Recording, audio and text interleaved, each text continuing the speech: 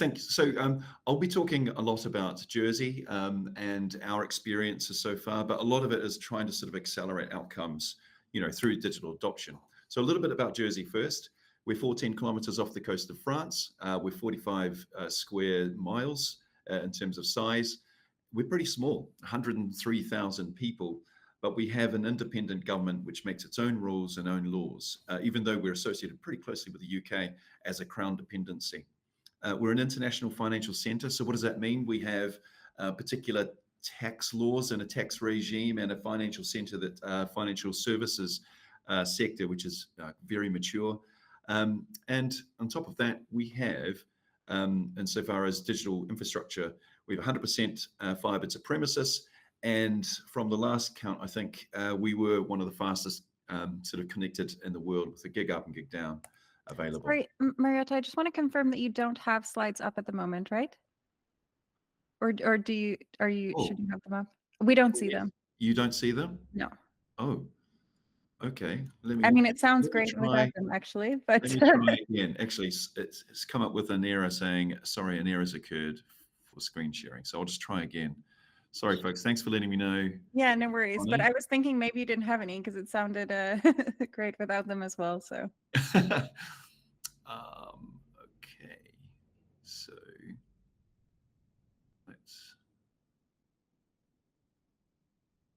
let's try this again. Sorry, folks.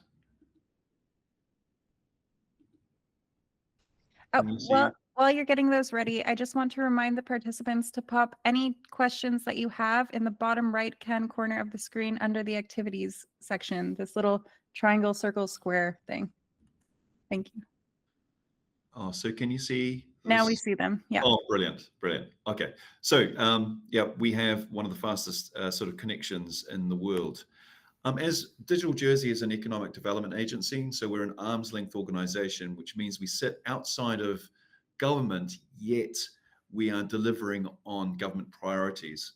And initially we were set up just nearly 10 years ago in a response to the GFC, because as I was saying before, Jersey is quite heavily focused on the financial services sector, which makes up about 45 to 50% of our economy. And that's quite a huge amount of eggs in one basket, so to speak. So when the GFC came along, it really did help sort of stimulate, actually, we need to do a lot more for other sectors. And the best way to do that is through adopting technology and digitization. We're a small team. We only have about 17 of us, but we have a very broad spectrum of activities. And I know I'm going to show you the next slide, which is very busy indeed. But in essence, it's our plan on a page and covers so many different areas, from thriving industry clusters, accessing funding and growth tools, to helping bring about an innovation island, or a smart island, if you like.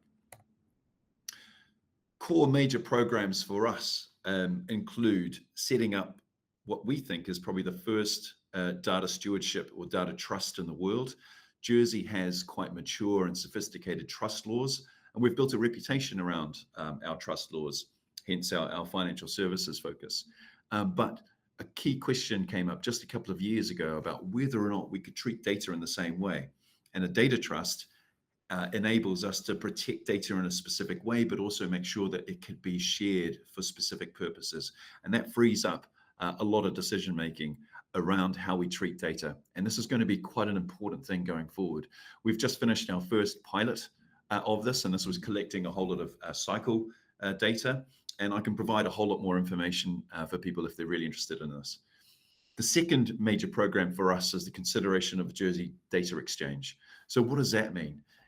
We have a digital twin, we have access to data, but sitting on top of it would be a data trust, which is a legal structure and a data exchange mechanism. So again, we're trying to sort of look at how we can look at data in a particular way. Underscoring all of this is our work to try and improve skills across the island. And as you know, skills is a lifelong learning activity. And as we look at how people shift and change from one job to another, the importance of having the ability to operate in a digital mindset is really, really important. And our last of our major programs, which I'll probably focus on a lot more, is Impact Jersey. Impact Jersey is a ring-fenced £20 million fund, which is designed to accelerate the adoption of technology and tackle the island's very complex challenges, and that's across social, economic, and environmental challenges. One of the things that was really important was one of our telecoms here was able to sell off one of their business units, and then what that created was a huge dividend back to government. Using that sort of innovation and that innovative mindset, it was almost an opportunity to say, actually, what can we do with this innovation? We'll ring fence it. And that is a really important, and I think quite a bold decision to be made by politicians, quite sort of long-term thinking as well. So it took us about 6 months to design the scheme. We couldn't do it internally. What we had to do is really look at who have been developing these sorts of innovative sort of design mechanisms around the world. And we worked with Nesta Challenge Works, part of the UK, and they've helped to set up Impact Canada. A lot of stakeholder engagement, and this is really important to make sure that we had the civil engagement and making in terms of getting a whole lot of buy-in. But we created Impact Jersey through a sign-off process within government, and at its core, and I'll come back to this quite a bit, we have a real core principle for this as a learn, adapt, and share type opportunity. So if we have this £20 million, what does it actually mean? We would like to stand up projects, technology projects, test, trial, adopt, and see how we can work within particular industries. We've got so many island priorities, and no doubt many people on the call will probably look at these and think, actually, we've got very similar issues and similar priorities to solve. So how do we improve productivity in existing economic sectors? How can we support the development of new economic sectors, improve health and well-being for islanders, create sustainable transport options? And that's quite a specific focus around mobility, supporting skills development, as I've spoken to before, but also responding to the climate emergency, improving supply chain resilience, especially for an island 14 kilometers off the coast, and we are heavily reliant on our supply chain. If one ferry isn't able to land, due to weather issues, that means that we have this just-in-time supply chain, and we've got empty shelves across the supermarkets. And our last area to look at, or domain, is addressing housing and infrastructure needs. How does it work? So often we'll be looking at something quite specific in terms of its complexity, the ambiguous nature. We could be looking at how do we improve our understanding of our water system, all the way through to air quality. And so we need to make sure we can prioritize. Each program is designed to solve a specific strategic objective. And so these programs, proposals are co-designed, often with the government department, but often with a whole lot of key stakeholders involved. Now, there are 3 types of funding methods. Direct procurement, which you're already sort of familiar with.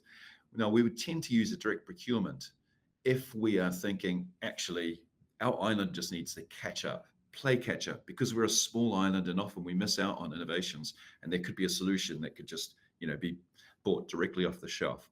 We haven't utilized that one just yet. An open grant environment is a really interesting one as well, because what we want to do is try and see how small, medium enterprise or entrepreneurs could come and help sort of solve our big issues. So again, this is trying to help incentivize the private sector to become involved and marshal their resources, their skill set, and their talent. And that's going to be really important for us. So an open grant is an opportunity to help sort of stimulate a number of things. And then last, of course, is a challenge prize scenario. And a challenge prize, you may already be familiar with, is fantastic, because what you'd put out is a challenge statement, and then you ask, entrepreneurs and businesses and invite them to sort of come and solve, this particular challenge, and have a prize or winnings, at the end of it. And it could be stage gated, throughout. So you could start off with 10, they go through to the next stage, 5, and then the next stage is 3, and then there's one ultimate winner. And that has been used in many different areas across the world. So one of the main things for every program that we have is this core learn, adapt, and share, which I'll talk about shortly. So our first opportunity was to launch our first open program. And this was a smart grant program. And we designed this to try and test the strength and quality of on-island entrepreneurs, and to also test our own internal processes. We put aside 500,000 to support projects, and we would say actually up to 75,000 pounds. You can submit your project as long as it aligned with those 8 priorities or domain areas which I mentioned before. So quick round of the numbers: 222 registered interest. We had 70 applicants. 12 came in for shortlisting and interview. 7 were proposed to our deciding group, and we ended up having 6 winners. And just bear in mind, if we step back, Impact Jersey was designed to try and help accelerate the adoption of technology and showcase, how technology can really shift the dial for a range of sort of areas.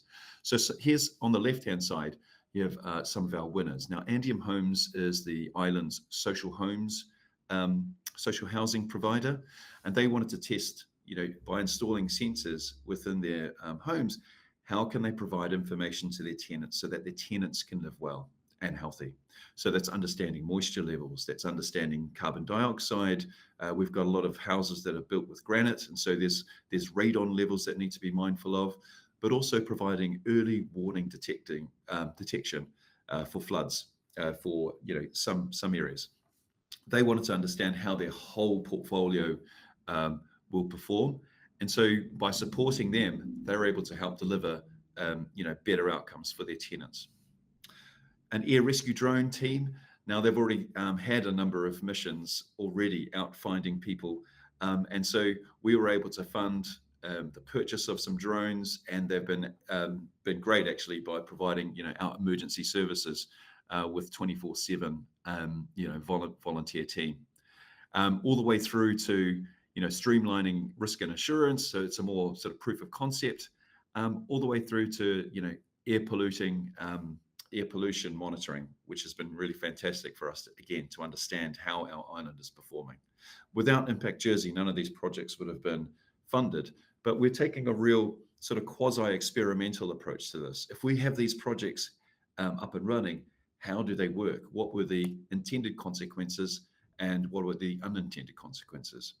So a lot of our projects were assessed around technology readiness levels, and this was an objective standard developed by NASA in order to understand how things go from just a concept or an idea all the way through to being something that's mission ready to be deployed in space.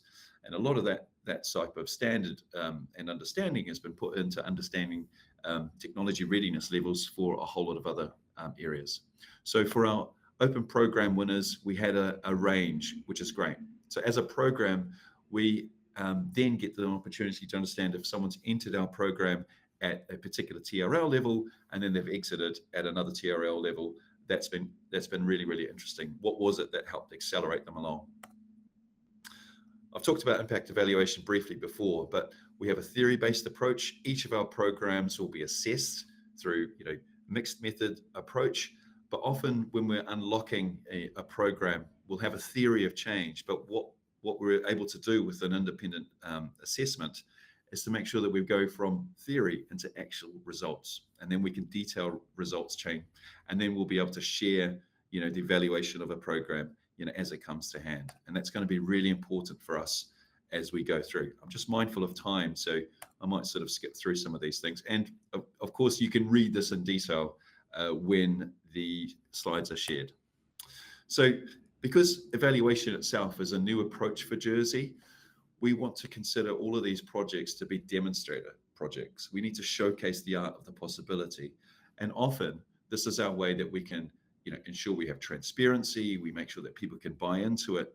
But ultimately, we'd love to be able to sort of collect enough information and evidence, and this is Jersey contextualized data, to help drive policy change in the right way. And as you all know, policy development can take a long time and often can be pulled in different directions because of a political agenda. But if we have Jersey contextualized data of how something works or how something doesn't work, then that's a really stronger proposition that can be put forward. One of the things we want to do, ultimately achieve with Impact Jersey, is to not only test and trial, understand risk, but we actually have to shift culture and ensure that we've got the opportunity to reframe what failure means. Fast failure is good. Let's learn from it and let's share it. It's an absolute dynamic ecosystem. And we want to shift everyone from being like just an active recipient to being an active participant. And I think that's going to help shift our culture along.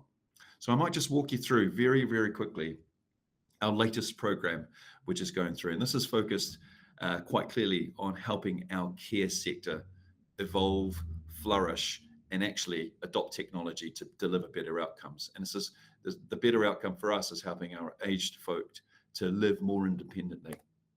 So our why, and this probably isn't unique at all for Very, us at all.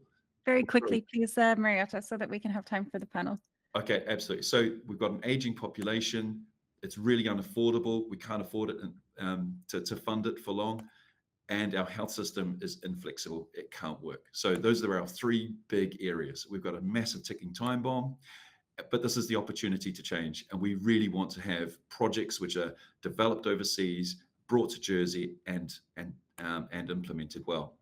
We want to accelerate the transition of healthcare from being very reactive to being quite proactive. But also, we want to help people live more independently, as I was saying before. So we've created an open grant program of up to £2 million. We're going to encourage tech providers from off island and on island to really team up with our care providers. This is around making sure that we've got projects that can resolve, the specificity of each of the care providers' need. And so by teaming up, this is a great opportunity to spin up some projects. We've got a project window delivery between 12 and 36 months. And of course, we'll evaluate as we deploy. Here's some key uses: Internet of Things within a smart home, wearables, there's mobility aspects, telehealth care. We're trying to implement a lot of it. And again, I talked about TRLs before. So this one is quite mature type technology between zones 7 and 9.